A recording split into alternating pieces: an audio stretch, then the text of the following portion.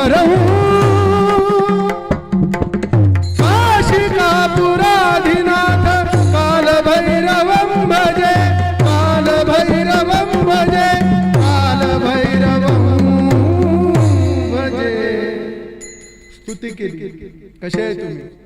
भानुकोटी भास्वरं भवाब्धितारणं परं. स्तुती केली. कालभैरव प्रसन्न झाले. संध्याकाळच्या दिवशी सूर्यास्ताला त्यांचा जीवर उतरला. लक्षात ठेवा, उगाच भैरवाच्या नादाला लागायचं नाही.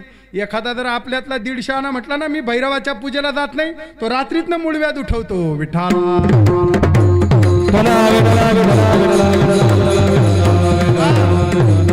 प्रत्येकाचं गाव रक्षण करायची जबाबदारी जर कुणावर असेल तर हा लक्षात ठेवा, त्या गावातल्या भैरवावरती असते. लक्षात ठेवा. आणि म्हणून हीच काल भैरवाष्टमी, याच मला वाटतं याच महिन्यामध्ये, माघ महिन्यामध्ये त्या भगवंताचं सुद्धा अवतरण आहे. आणि असा हा पवित्र मास, आणि या मासानिमित्तानं शिवरात्रीचा हा उत्सव सुरू आहे. लक्षात ठेवा, खरं तर भगवान शिवांची उपासना ही प्रत्येकानं केली पाहिजे. प्रत्येकानं केली पाहिजे. शैव आणि वैष्णवांचा वाद खूप जुना आहे. लक्षात ठेवा, खूप जुना आहे. खूप जुना आहे. महाराष्ट्र सोडून जर तुम्ही तमिळ, कर्नाटका, आंध्रा, गुजरात, यूपी, MP, हिमाचल या प्रांतांमध्ये जर गेला तर शैव आणि वैष्णवांची कट्टर दुश्मनी आहे. लक्षात ठेवा, कट्टर दुश्मनी आहे. वैष्णव आणि शैव अजूनही मद्रास हायकोर्टामध्ये भांडणं सुटलेली नाही. आमच्या नाशिकच्या कुंभमेळ्यामध्ये स्नान आधी कोण करणार याच्यावरून कापाकापी झाली होती. कुणामध्ये?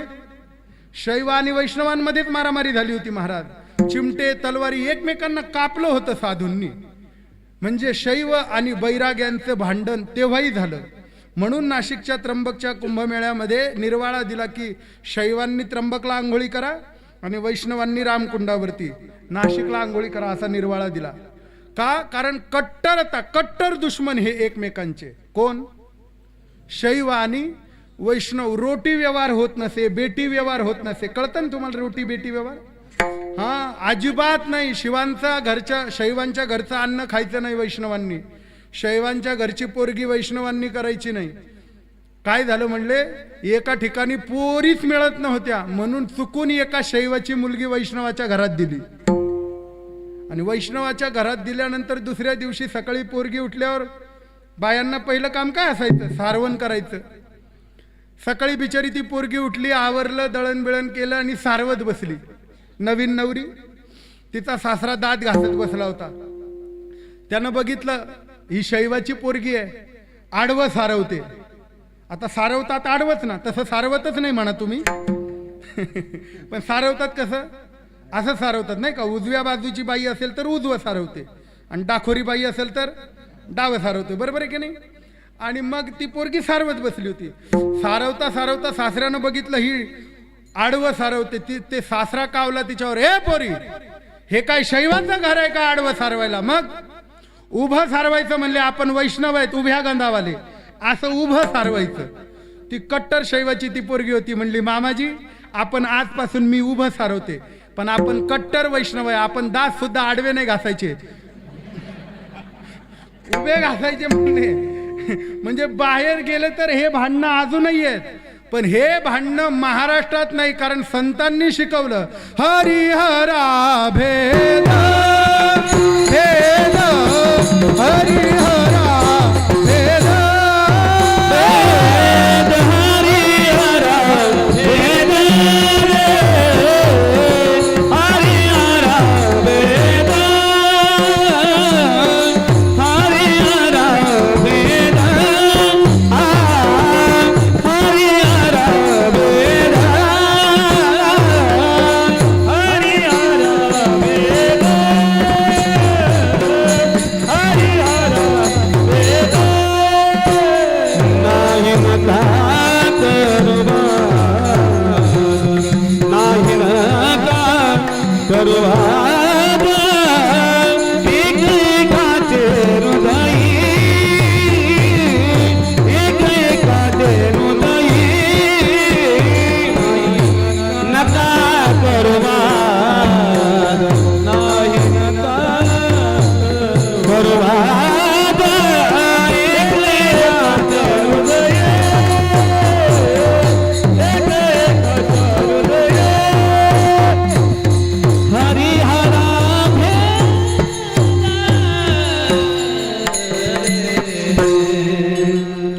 खरा भेद नाही नका करू. का करू नका हे वाद? एक एकाचे हृदय. हा, एक वेलांटीचा आड, दुसरं काही नाही. पुन्हा उदाहरण दिलंय, गोडी साखरेच्या. हे उदाहरण आहे, लक्षात ठेवा. हा, याचं कारण आहे, तुम्ही भेद करू नका, कारण हे एक एकाचे हृदय. हा, लक्षात ठेवा.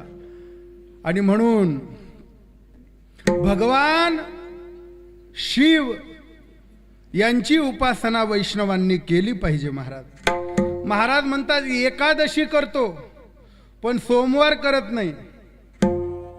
फुल वैष्णव नाही म्हणले, हाफ. प्रदोष करत नाही, एकादशी करतो, हाफ वारकरी. लक्षात ठेवा. तुळशी माळा घालतो, रुद्राक्षाचा विटाळ मानतो, चुकीचं आहे. वैष्णव हे रुद्राक्षही धारण करतात आणि वैष्णव हे तुळशीही धारण करतात. का? कारण तुळशी आणि रुद्राक्ष हे काही साधन नाही बुवा. काय आहे सांगा? तुळशी माळा का घालतो आपण? का घालतो? आपल्याकडे सोनं नाही म्हणून तुळशी घालतो का? रुद्राक्ष का घालतो? याचं कारण आहे बरं का. याचं कारण आहे, तुळशी म्हणजे विष्णूचं प्रतीक आहे आणि रुद्राक्ष हे शिवांचं प्रतीक आहे. हे दोन्ही गळ्यामध्ये असणं म्हणजे शैवांचा भगवान शिव आणि वैष्णवांचा विष्णू हे एकत्र कंठामध्ये धारण करणं, याचं नाव वैष्णव. विठ्ठला महाराजांचं प्रमाण आहे. मला वाटतं वृक्ष नव्हे वड पिंपळ, तुळशी रुद्राक्ष नव्हे माळ, श्रेष्ठ तनू देवाची. भगवंताची तनू म्हणजे शरीर म्हणजे तुळशी आणि रुद्राक्ष आहे. लक्षात ठेवा. म्हणजे हा भेद करायचा नाही. माणसाने खरं तर जास्त देवांची पूजा करू नये, मोजक्या देवांची पूजा करायची. त्याला पंचायतन अशी उपासना सांगितली आहे बरं का. 5 देवांची माणसाने जास्तीत जास्त 5 देवांची पूजा करावा. नाहीतर लोकांना सवय पडली आहे, गेला जत्रेला का आणला देव, गेला जत्रेला का आणला देव, गेला जत्रेला का आणला देव. कालांतराने घरातच देवांची जत्रा भरते. 25 मी पुण्यामध्ये एका माणसाच्या घरात गेलो होतो. 25 देवांच्या 4 लाईनी होत्या, पंक्तीलाच बसवले होते, फक्त पानं वाढायचे बाकी होते. लक्षात ठेवा. तो मला सांगू लागला, महाराज तुम्ही झोपा म्हणले लवकर, मला जरा लवकर झोपू द्या, बडबड आपण सकाळी करू. म्हटलं का रे बाबा? म्हणले माझी 3 तास देवपूजा असते. म्हटलं 3 तास अशी कुठली देवपूजा असते बघावं तरी. म्हणून मी पण पहाटे 4ला उठलो, त्याच्याबरोबर उठलो, संध्या वगैरे केली पटकन आणि त्याच्या देवघरामध्ये मी प्रवेश केला. मोठा बंगला होता. लक्षात ठेवा. त्याने ते देवघराची स्वतंत्र रूम होती. देवघरामध्ये गेलो आणि मी बघितलं तर 25चे 4 लाईनीत देव बसले होते. ते सांगत होते, बाबा फार वेळ झाली, येऊ दे जेवायला वाढ. म्हटलं आता याची पूजा कशी येते तरी बघा. त्यांनी एवढी मोठी परात काढली पितळाची आणि ते पाटावर चौरंगावर, मोठ्या चौरंगावर देव ठेवले होते सगळे. त्यांनी चौरंगा खालून लाकडाचा खोरा काढला, एक खोरा, आणि अख्खे देव परातीत ओढले. आणि जी पितांबरी वतली, रगड घसड. ते देव म्हणत असतील, किलोचे आम्हाला छटाकावर आणलेत तू. याला पूजा म्हणत नाही. लक्षात ठेवा. यथा देहे तथा देवे. लक्षात ठेवा. जे उपचार आपण आपल्या देहावर करतो ते देवावर करणं नाम पूजा. विठ्ठला. महाराज म्हणतात काय करू, माझ्याजवळ काहीच नाही महाराज. कासयाने पूजा, कशाने पूजा करू, काही नाही माझ्याकडं, काहीच नाही. लक्षात ठेवा. म्हणून जी उपासना देहावर करतो, थंडीमध्ये आपल्याला गारवा वाटतो, आपण गरम पाण्याने आंघोळ करतो. देवाला पाणी आपल्याला आंघोळ केल्यावर मऊ टॉवेल, टिरिकिश, बरोबर आहे की नाही, टर्किश. आणि देवाला 20 रुपयाचा लाल कपडा, आहे की नाही बदमाशी. आपल्याला रोज सकाळी चहा कॉफी नाश्ता, देवाला बालभोग सुद्धा नाही. केला तर चतुर्थीला नैवेद्य, नाही तर तोही उपाशी मेला गणपती. असं नसतं. आमच्याकडे नवीन लग्न होऊन आलेली सून होती आणि सासूबाई सांगत होती, नैवेद्य काढ देवाला, जास्त मोठी पोळी करू नको बर का, छोटी एवढीच पोळी, तिच्यावर एकच बटाट्याचा तुकडा. भजे जर केला असेल तर एक भाजा सुद्धा नाही, त्या भाजाचा कुंगरा एक्स्ट्रा पण नाही. काय अवघड आहे, लक्षात ठेवा. अशी भक्ती नसावी महाराज. उपासना तिलाच म्हणतात जी आपल्या देहावर केल्यानंतर देवाला जाणवते, ती उपासना. विठाला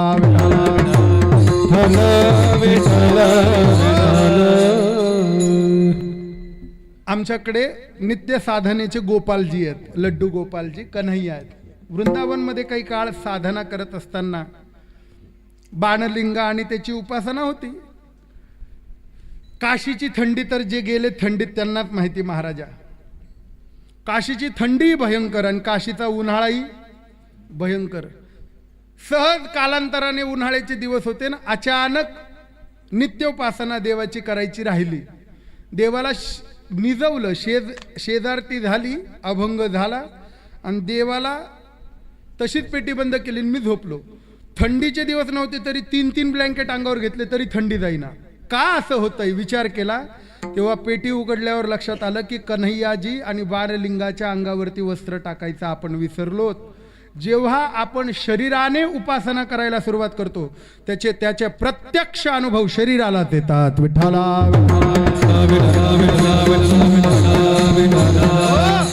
आणि म्हणून माणसाने 5 देवाची उपासना केली पाहिजे, जास्त देवांची उपासना करू नये महाराज.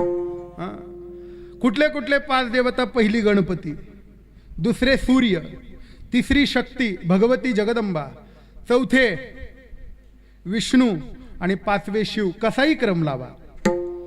गणपती हे प्रथम पूज्य आहे. म्हणून तर ज्ञानोबरायांना सुद्धा, नाथांना सुद्धा आता बंधू गजानन जो का त्रिभुवन पावन, नाथ महाराजांनी सुद्धा त्यांना नमन केलं. ज्ञानोबरायांनी ओम नमोजी.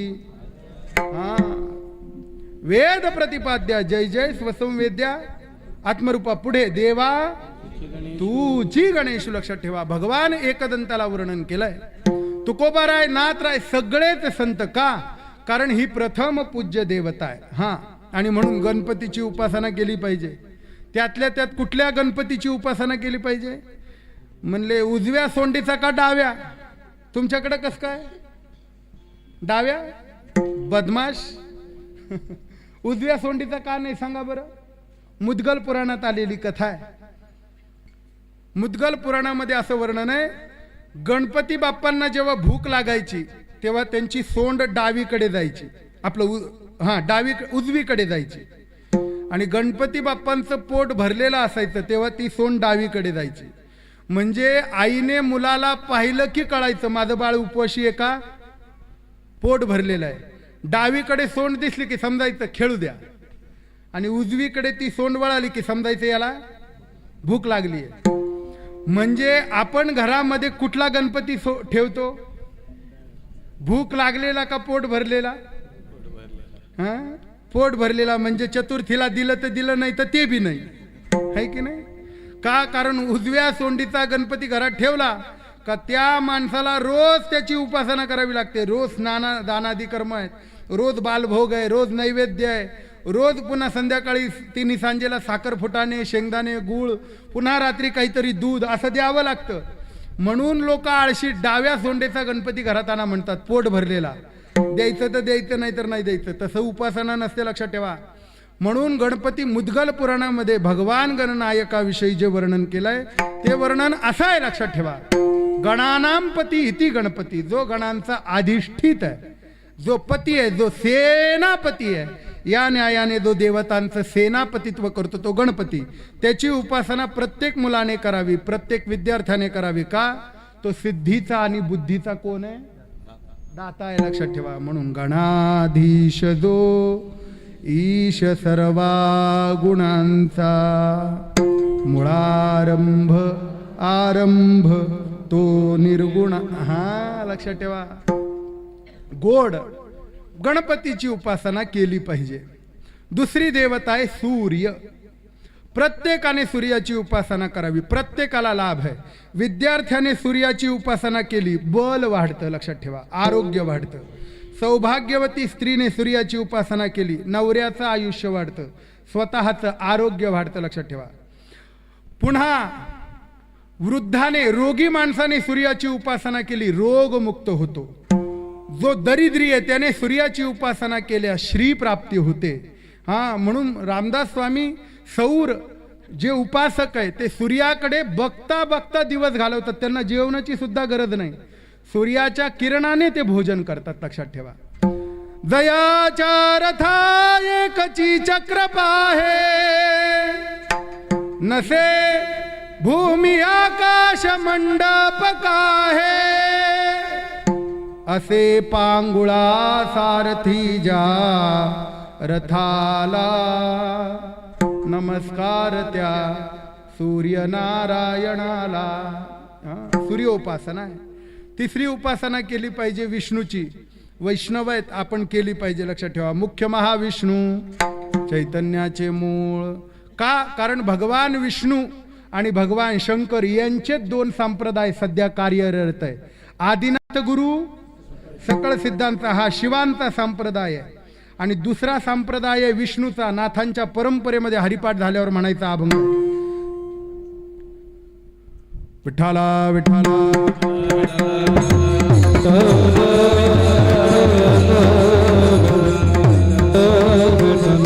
आदि नारायण सारा जेते सार, आदि नारायण सारा जेते सार, आदि नारायण सारा जेते सार, आदि नारायण सारा जेते सार. केला उपकार ब्रह्मदेवा, केला उपकार ब्रह्मदेवा, केला उपकार ब्रह्मदेवा, केला उपकार ब्रह्मदेवा. ब्रह्मयाने बोध अत्रीची पै केला, ब्रह्मयाने बोध अत्रीची पै केला, ब्रह्मयाने बोध अत्रीची पै केला, ब्रह्मयाने बोध अत्रीची पै केला. आदि नारायण साराचे ते सार, केला उपकार ब्रह्मदेवा, ब्रह्मयाने बोध त्रिसी पै केला. तो शेष लाधला दत्तात्रय, दत्तात्रय कृपा केली जनार्दनी, एका जनार्दनी परिपूर्ण. ही भगवान विष्णूंची परंपरा आहे, म्हणून विष्णूची उपासना केली पाहिजे. चला, तिसरी देवता विष्णू, चौथी देवता आहे भगवती शक्ती. माता भगवतीची उपासना केल्याशिवाय या जगामध्ये कोणीही माणूस ठरणार नाही. लक्षात ठेवा. का? कारण या देहाची निर्मितीच तिच्यापासून आहे. या देवी सर्वभूतेषु जगत रूपेण संस्थिता असं म्हटलंय तिला. जगताला निर्माण करणारी आहे, अधिष्ठात्री आहे. बरेच जण विरोध करतात. लक्षात ठेवा. खरं सांगतो मी, अनेक जण विरोध करतात की महिलांनी टाळ घेऊन भजन म्हणू नये, कीर्तनात उभं राहू नये, असा विरोध करतात. लक्षात ठेवा. पण आमची उत्पत्ती कुठून आहे हे त्यांनी विचार करावा.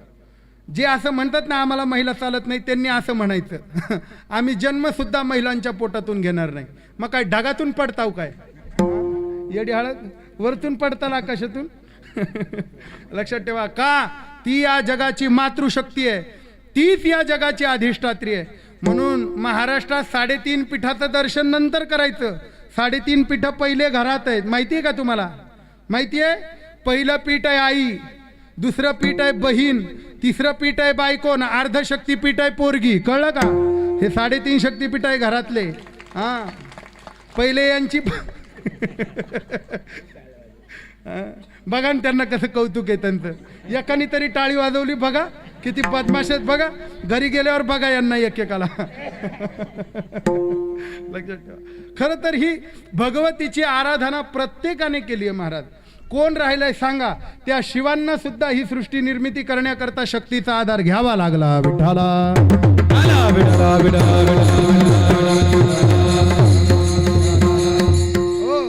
आणि म्हणून तिचं सुद्धा वर्णन करताना अनादि हे माया, पहिले कोठेच नव्हते काही, चंद्र सूर्य तारा नाही, अवघे शून्याची होते पाही, कानोबा तेरे तेरे ते. येथे एक ढालगज नाम शक्ती, ती शक्ती आहे, ती क्लीम बीज आहे. लक्षात ठेवा. ते या सृष्टीचं बीज आहे. तिची उपासना केल्याशिवाय काही होत नाही. लक्षात ठेवा. म्हणून तर अनादि म्हटलंय तिला. काय म्हटलंय?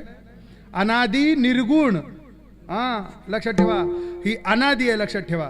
किंवा अनादी अंबिका भगवती, अनादि अंबिका भगवती, अनादी अंबिका भगवती. लिखो अनादि अंबिका भगवती. बोध परडी घेऊन हाती, भरणी घेऊनी आती, बोध ज्ञानाच्या पागळती, ज्ञानाचा पाजळती. उदो उदो भक्तनापती, गोंधळा येईवो जगदंबे, गोंधळा येईवो जगदंबे. उदो उदो भक्तनाथती, गोंधळा येईवो जगदंबे, गोंधळा येईवो जगदंबे. मूळ पीठ तू अंबे अंबे अंबे अंबे, पीठ तो आंबे आंबे, मूळ पीठ तू अंबे अंबे अंबे, गोंधळा येईवो जगदंबे, गोंधळा येईवो जगदंबे. गोंधळा येईवो जगदंबे, गोंधळा येईवो जगदंबे. ही अनादी आहे, अनादी अंबिका भगवती. बोध परडी घेऊन याती. कोण कोण आहे हिचे उपासक? तुम्ही आम्ही नाही, यात नवल नाही. व्यास वशिष्ठ शुक शुक गोंधळी, खेळता ती सोहम मेळी, द्वैत भाव विसरोनी गळी. आणि खेळती आंबे तुझे, हा लक्षात ठेवा, मुकुटमणी पुंडलिक, हा 33 कोटी देवनायक. गोंधळ घाली ती सकौतुक आणि एका जनार्दनी नाचे देख. लक्षात ठेवा, नाचे देख म्हणजे देवीच्या उपासनेमध्ये तल्लीनता मिळाल्यानंतर नाचणं बरं का, अंगात आल्यावर नव असं नाही. लक्षात ठेवा, अवघडच आहे. आमच्या रामकुंडावर नाशिकला एका बाईच्या अंगात आलं, ते पाणी मागायला येतात, रामकुंडातलं पाणी भरायचं, निंबाचा पाला टाकायचा आणि देवीला आंघोळी घालायचा. ते एका बाईला अंगात आलं होतं, तिच्या हातात घागर होती, चांदीची का पितळाची कसली तरी, आणि ते पुढं ते डफडं वाजत होतं. तुमच्याकडे वाजतं का ते? नाही का? तुमच्याकडे नाही का? अंगात येत नाही? धनुर्वाद आपलं, धन्यवाद, असू द्या. ते पुढं ते डफडं वाजत होतं लक्षात ठेवा. आणि ते वाजता वाजता त्या बाईच्या कमरेला होती पिशवी, त्या अंगात आलं तिच्या, आणि ती कडशी होती हातात, ती अशी अशी उड्या मारायची, आणि ती पिशवी पडली खाली. ती खाली पडली का तिने असा पाय दिला लक्षात ठेवा, आणि पाय दिल्यानंतर ती आई पुढेच जाईना, देवी पुढेच जाईना. हो, सगळं गाव पुढे जाऊन थांबलं. ते डफड्यावाला म्हणलं चल पुढं, देवीच पुढे येणार. शेवटी तिचा नवरा मागा आला, कारण त्याला सगळं माहिती असतं हे खरं आहे का खोटं आहे. बरोबर आहे ना? बरोबर आहे ना? त्यालाच माहिती राहते खरं आहे का खोटं आहे. लक्षात ठेवा. कळलं ना तुम्हाला? नाही कळलं? त्याला अलगत तिच्या कानात जाऊन विचारलं काय झालंय. ती म्हणली मी पिशी पडली खाली. अशी कुठं देवी येत असते का? लक्षात ठेवा. हा, म्हणून तिचा गजर करत असताना, तिचा सोहळा करत असताना, तिचा यज्ञ करत असताना, तिची उपासना करत असताना तिचे संकेत मिळतात. हा भाग वेगळा आहे, पण त्याचा अवडंबर संप्रदायाने कधी स्वीकारलं नाही. विठ्ठला आणि भगवान शिव ही 5वी देवता आहे. आज त्यांचं आपल्याला वर्णन करायचं आहे. नेमकं शिवरात्र म्हणजे काय? काय सांगा बरं? शिवरात्र का साजरी करतो सांगा, बोला पटपट. काय घडलंय शिवरात्रीच्या दिवशी? बोला.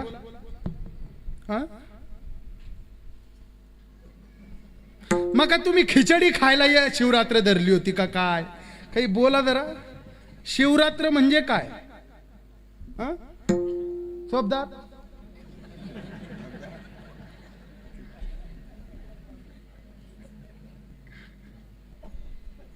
शिवरात्र म्हणजे काय? बोला. शिवरात्र म्हणजे खपाखप दूध, राजगिरेचा लाडू, साबुदाण्याची खिचडी, केळी, खजूर, पेंड खजूर, ही शिवरात्र आहे. काय नेमकं शिवरात्रीच्या दिवशी घडलंय सांगा तरी. कुणीच बोला ना. काय अवघड आहे? जाऊ का घरी? आबा 11 वाजून गेले. संपवतो 2 मिनिटात. चालतंय ना? नको मग बोला तरी. शिवरात्र म्हणजे काय? बऱ्याच जणांचा गैरसमज आहे शिवरात्र म्हणजे भगवान शिव आणि पार्वतीचा विवाह. चूक. ऐका, खरं तर या सृष्टीची उत्पत्ती ज्या वेळेला झाली त्या वेळेला या जगात काहीच नव्हतं. तिथे माया निर्माण झाली. सगळीकडे पाणी होतं. लक्षात ठेवा. चंद्र नाही, सूर्य नाही, तारा नाही, अवघे शून्याची होते पाहिजे. आणि मग शंकराचार्य सांगतात, करारविंदेन पदारविंदम मुखारविंदे विनिवेशयन्तम वटस्य पत्रस्य पुटेशयानां बालं मुकुंदम मनसा स्मरामि. वडाच्या पानावरती एक बाळ आपला अंगठा चोखताना दिसला, पायाचा अंगठा. बघता बघता त्यानं व्यापक रूप प्रकट केलं आणि तो शेषशाहीवरती पहुडला.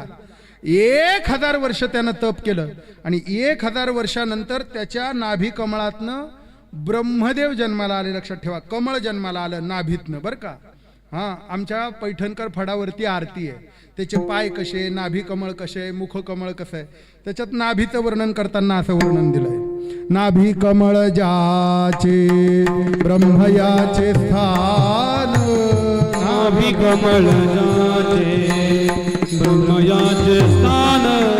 नाभी कमळ ज्याचे ब्रह्मयाचे स्थान. नाभी कमळ जाचे ब्रह्मयाचे स्थान. हृदयी पदक शोभे श्रीवत्सलांछन. पडकसे श्रीवत्सलांछन. हृदयी पदक शोभे श्रीवत्सलांछन. हृदयी पडको श्रीवत्सलांछन. ओ बाळू आरती मदन गोपाळा. ओ बाळू आरती मदन गोपाळा. गोपाळा ओ बाळू मदन गोपाळा.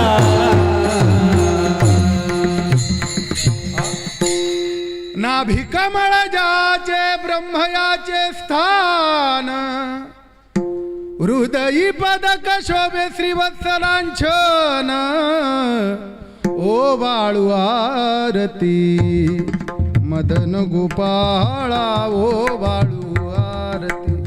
ब्रह्मदेव जन्माला आले आणि दोघांचं भांडण झालं. ब्रह्मदेव म्हणला मी तुझा बाप आहे, विष्णू म्हणला मी तुझा बाप आहे. विष्णू म्हणले अरे तू माझ्या पोटी जन्माला आलोय. नाही नाही, ब्रह्मदेव म्हणला मी तुला जन्माला घातलंय. लक्षात ठेवा, भगवान विष्णू म्हणाले अरे तू माझा मुलगा आहे, तूच मला बाप म्हणतोस, तूच मला म्हणतो मी तुझा बाप आहे. असे पोरं कलियुगात जन्माला येणार आहे, तू आत्ताच मागं लागला माझ्या. बर, दोघांमध्ये भांडणाची युद्धाची तयारी झाली. दोघांमध्ये एक व्यापक शिवलिंग निर्माण झालं. लक्षात ठेवा, दोघांमध्ये पैंज लागली.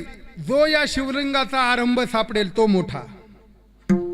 भगवान म्हणले तसं नाही, मी खाली जातो तुम्ही वरती जा. आरंभ सापडू द्या नाही तर अंत सापडू द्या.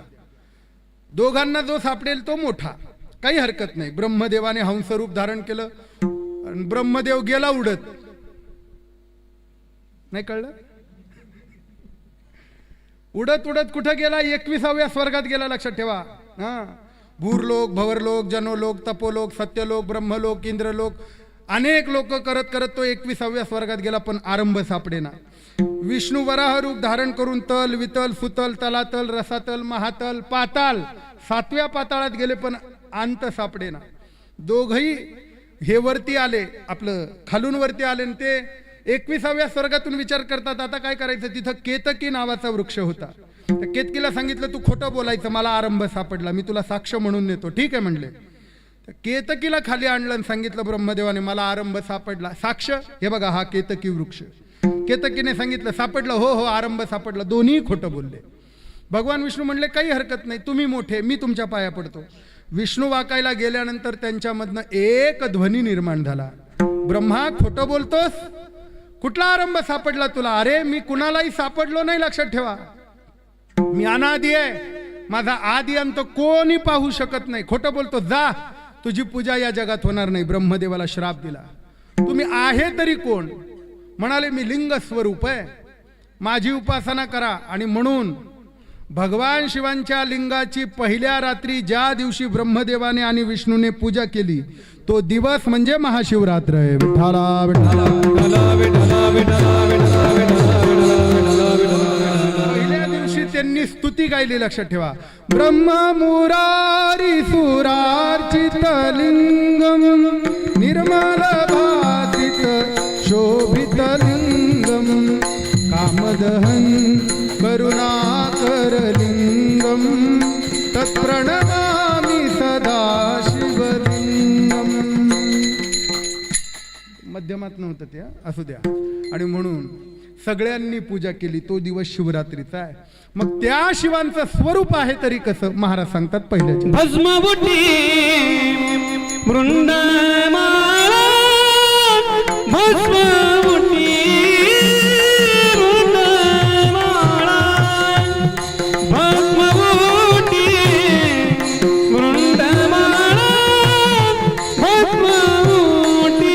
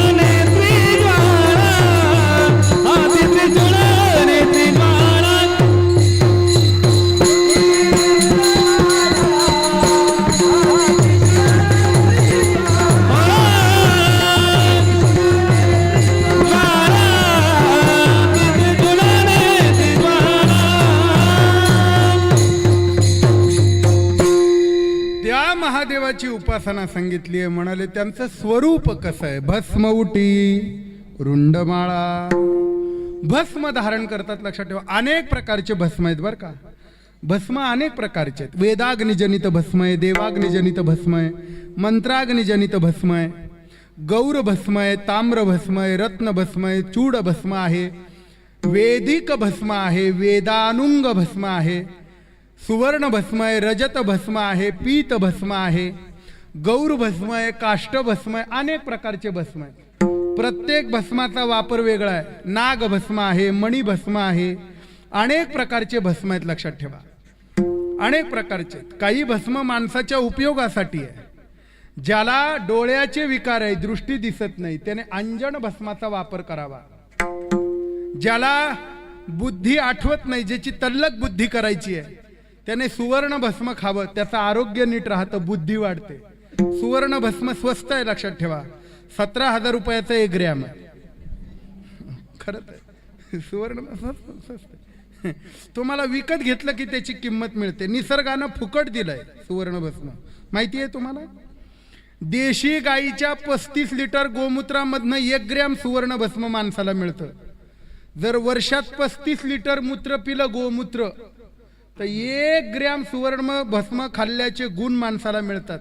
म्हणून माणसांनी मूत्र पिण्यापेक्षा गोमूत्र प्यावं. हे ज्याला ज्याला कळलं त्याला आपलं धन्यवाद. ज्याला कळलं नाही त्यांनी झोपा, टेन्शन घेऊ नका बिलकुल. हा लक्षात ठेवा. काय अवघड आहे महाराज.